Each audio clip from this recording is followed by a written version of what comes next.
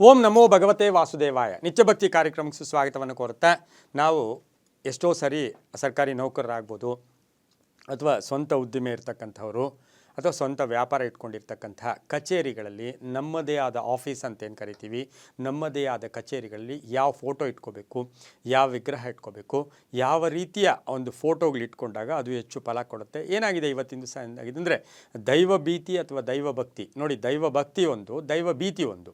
ಇವೆರಡನ್ನೂ ಕೂಡ ಇಟ್ಕೊಂಡು ನಾವಿರ್ತಕ್ಕಂಥ ಕಚೇರಿ ಅಥವಾ ನಾವಿರ್ತಕ್ಕಂಥ ಆಫೀಸು ಅಥವಾ ಸರ್ಕಾರಿ ನೌಕರರಾಗ್ಬೋದು, ಉನ್ನತ ಹುದ್ದೆಯಲ್ಲಿರ್ತಕ್ಕಂಥವ್ರಾಗ್ಬೋದು, ಇವರೇನು ಮಾಡ್ತಾರೆ ಅಂದರೆ, ಆ ಕಚೇರಿಯಲ್ಲಿ ಒಂದು ದೇವಸ್ಥಾನದ ರೀತಿ ಹಲವಾರು ಫೋಟೋಗಳನ್ನೆಲ್ಲ ಇಟ್ಕೊಂಡ್ಬಿಡೋದು, ಹಲವಾರು ವಿಗ್ರಹಗಳು ಇಟ್ಕೊಂಡ್ಬಿಡೋದು, ಹಾಗೆ ಹಲವು ವಿಧವಾದ ಯಾರಾದರೂ ಒಂದು ಗಿಫ್ಟ್ ಕೊಟ್ಟಿದ್ದ ವಿಗ್ರಹನೂ ತಂದು ಅಲ್ಲಿ ಇಟ್ಕೊಳ್ಳೋದು, ಹಾಗೆ ಯಾರಾದರೂ ಕೊಟ್ಟಂತಹ ವಿಗ್ರಹ ಇವೆಲ್ಲವನ್ನು ಕೂಡ ಅಲ್ಲಿ ಇಟ್ಕೊಳ್ತಕ್ಕಂಥದ್ದು. ಇದು ಸರಿಯೇ, ಇದು ಶುಭವೇ ಅಂತಕ್ಕಂಥ ಪ್ರಶ್ನೆಗಳಿಗೆ ಇವತ್ತಿನ ದಿವಸ ನಾವು ಅದಕ್ಕೆ ಉತ್ತರವನ್ನು ಹುಡ್ಕೊಂಡು ಹೋದಾಗ, ಕಚೇರಿಯಲ್ಲಿ ಅಥವಾ ಆಫೀಸ್ನಲ್ಲಿ ವಾಸ್ತು ರೀತಿ ನೋಡೋಕ್ಕೆ ಹೋದಾಗ ಯಾವುದೇ ಕಂಚಿನ, ತಾಮ್ರದ, ಹಿತ್ತಾಳೆಯ ವಿಗ್ರಹಗಳು ಅಥವಾ ಬೆಳ್ಳಿಯ ವಿಗ್ರಹಗಳು ನೀವಿರ್ತಕ್ಕಂಥ ಕಚೇರಿಯಲ್ಲಿ ಆಲ್ಮೋಸ್ಟ್ ಹಿತ್ತಾಳೆ, ಕಂಚು, ತಾಮ್ರ ಇದ್ದರೆ ಅದು ಎಡಗೈ ಮುಷ್ಟಿಗಿಂತ ದೊಡ್ಡದಾದ ವಿಗ್ರಹಗಳನ್ನು ನೀವು ಅಲ್ಲಿ ಇಟ್ಕೊಳ್ಳೋದು ಶುಭ ಅಲ್ಲ. ಆದರೆ ಇನ್ನೊಂದು ಪ್ರಶ್ನೆ ಬರುತ್ತೆ, ಟೊಳ್ಳಿನ ವಿಗ್ರಹ ಇಟ್ಕೋಬೋದು ಅಂದರೆ, ಟೊಳ್ಳಿನ ವಿಗ್ರಹ ಪೂಜೆ ಇಲ್ಲದೆ ಇಟ್ಕೋಬೋದು.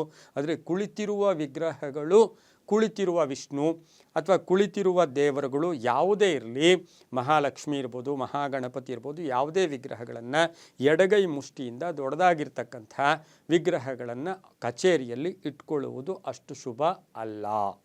ಇನ್ನು ಆಫೀಸ್ನಲ್ಲಿ ಏನಾಗುತ್ತೆ, ಮೂಲ ಯಾವ ಫೋಟೋ ಇಟ್ಕೋಬೇಕು ಅನ್ನೋದಕ್ಕೆ ನಾವು ಉತ್ತರ ಆಮೇಲೆ ಕೊಡ್ತಾ, ಇವತ್ತಿನ ದಿವಸ ಏನಾಗಿದೆ, ಒಂದು ಶಿವಲಿಂಗ ಇಟ್ಕೊಂಡ್ಬಿಡೋದು, ಅದಕ್ಕೆ ಅಭಿಷೇಕ ಥರ ಅಲ್ಲಿ ನೀರಿಟ್ಟಿರ್ತಕ್ಕಂಥದ್ದು, ಹಾಗೆ ದೊಡ್ಡದಾದ ವೆಂಕಟೇಶ್ವರನ ವಿಗ್ರಹವನ್ನು ಅಲ್ಲಿಟ್ಕೊಳ್ಳೋದು, ಹಾಗೆ ದೊಡ್ಡದಾದ ವಿಶೇಷವಾದ ವಿಗ್ರಹ ಅಂದರೆ ನಾನು ಹೆಚ್ಚು ಭಕ್ತಿ ಅಥವಾ ನನಗೆ ಅತಿಯಾದ ಭಕ್ತಿ ಇದೆ ಅಂತಕ್ಕಂಥ ತೋರ್ಪಡಿಕೆ ಕೂಡ ಒಂದಾದರೆ, ಎರಡನೆಯದು ಶ್ರೀಮಂತಿಕೆಯನ್ನು ತೋರಿಸ್ಕೊಳ್ತಕ್ಕಂಥದ್ದು ಕೂಡ ಅಲ್ಲಿ ಇರಬಹುದು. ಆದರೆ ಎಲ್ಲರಿಗೂ ಅಲ್ಲ, ಕೆಲವರಿಗೆ ಆ ಥರದ್ದು ಕೂಡ ಇರಬಹುದು. ಆದರೆ ವಿಗ್ರಹ ದೊಡ್ಡದು ಅನ್ನೋದಕ್ಕಿಂತ ನಿಮ್ಮಲ್ಲಿರ್ತಕ್ಕಂಥ ಭಕ್ತಿ ದೊಡ್ಡದು ಅಂತಕ್ಕಂಥದ್ದನ್ನು ನಿರೂಪಿಸ್ಕೊಳ್ಳೋಕ್ಕೆ ನೀವು ಪ್ರಯತ್ನ ಮಾಡಬೇಕು. ಯಾಕೆ ಅಂದರೆ, ಕಚೇರಿ ಅಂದಾಗ, ಆಫೀಸ್ ಅಂದಾಗ, ನಮ್ಮ ಬಿಸ್ನೆಸ್ ವ್ಯಾಪಾರದ ಒಂದು ಕಚೇರಿ ಅಂದಾಗ ನಾವು ಏನೇ ಆದರೂ ಕೂಡ ವಿಧವಾದ ಸುಳ್ಳುಗಳನ್ನು ಹೇಳೋಕ್ಕೂ ಕೂಡ ಅಲ್ಲಿ ಪ್ರಯತ್ನ ಪಡ್ತಕ್ಕಂಥ ಸಾಧ್ಯತೆ ಬಹುಮಟ್ಟಿಗೆ ಎಲ್ಲರಿಗೂ ಇದ್ದೇ ಇರುತ್ತೆ.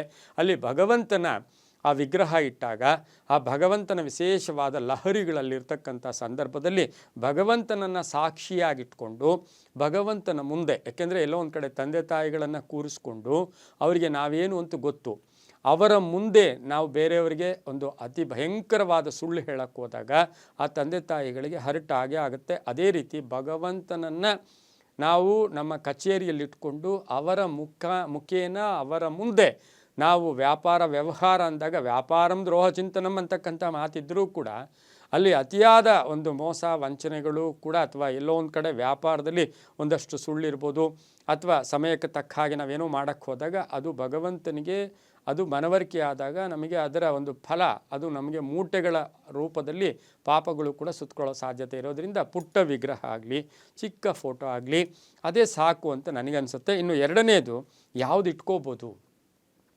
ಲಕ್ಷ್ಮಿ, ಗಣಪತಿ, ಸರಸ್ವತಿ, ವಿದ್ಯಾಕಾರಕಗಳು, ಆಮೇಲೆ ಸರಸ್ವತಿ ಫೋಟೋ, ಗಣಪತಿಯ ಫೋಟೋ, ಲಕ್ಷ್ಮಿಯ ಫೋಟೋ, ಲಕ್ಷ್ಮಿ ಕುಳಿತಿರೋ ಫೋಟೋ, ಇದು ಮೂರು ಒಂದೇ ಕಡೆ ಇರೋ ಫೋಟೋವನ್ನು ಕೂಡ ಇಟ್ಕೋಬೋದು. ಕೆಲವರು ಶಿರಡಿಯ ಸಾಯಿಬಾಬಾ ಭಕ್ತರಾಗಿರ್ತಕ್ಕಂಥವ್ರು ದೊಡ್ಡ ವಿಗ್ರಹಗಳು ತಂದು ಅಲ್ಲಿ ಇಟ್ಕೊಂಡ್ಬಿಡ್ತೀರಾ. ಅದು ಪುಟ್ಟ ವಿಗ್ರಹ ಆಫೀಸಲ್ಲಿದ್ದರೆ ನೀವು ಮನೆಯಲ್ಲಿ ಏನು ಬೇಕಾದ್ರೂ ಇಟ್ಕೊಳ್ಳಿ, ನೀವು ದೇವ್ರ ಗುಡಿಯಲ್ಲಿ ಇಟ್ಕೊಳ್ಳಿ, ಅದು ನಿಮಗೆ ಸಂಬಂಧಪಟ್ಟಿದ್ದು. ಆದರೆ ಕಚೇರಿಯಲ್ಲಿ ಬಂದಾಗ ನಾನಾ ವಿಧದ ಜನ ಬರ್ತಾರೆ, ಕೆಲವರು ಆರ್ತರು ಬರ್ತಾರೆ, ಅರ್ಥಾರ್ಥಿಗಳು ಬರ್ತಾರೆ, ಜಿಜ್ಞಾಸುಗಳು ಬರ್ತಾರೆ, ಹಾಗೆ ಅಲ್ಲಿ ವಿಶೇಷವಾಗಿ ಜ್ಞಾನಿಗಳೂ ಬರ್ತಾರೆ.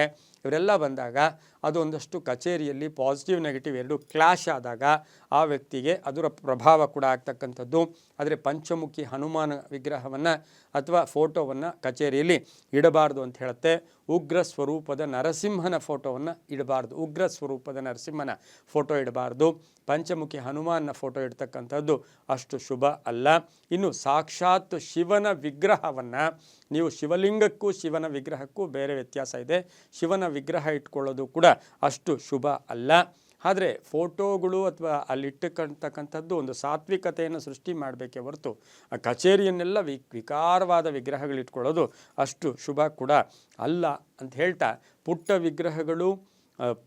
ವಿಗ್ರಹಗಳು ಹೆಚ್ಚು ಭಕ್ತಿ ಇದ್ದಷ್ಟು ಶುಭ ಆಗುತ್ತೆ ಅಂತ ಹೇಳ್ತಾ, ನಾವು ಅತಿಯಾದ ಭಕ್ತರು ಅಂತ ತೋರಿಸ್ಕೊಳ್ಳೋದಕ್ಕಿಂತ ನಾವು ಭಕ್ತರು ಅಂತ ತೋರಿಸ್ಕೊಂಡಾಗ ಭಗವಂತನ ಒಂದು ಆಶೀರ್ವಾದ ನಮಗಿರುತ್ತೆ ಅಂತ ಹೇಳ್ತಾ, ಎಲ್ಲವೂ ನಂಬಿಕೆಯ ಆಧಾರದಲ್ಲಿ ಅಂತ ಹೇಳ್ತಾ, ಸರ್ವೇ ಜನ ಸುಖಿನೋ ಭವಂತು, ಸಮಸ್ತ ಸನ್ಮಂಗಳಾನಿ ಭವಂತು.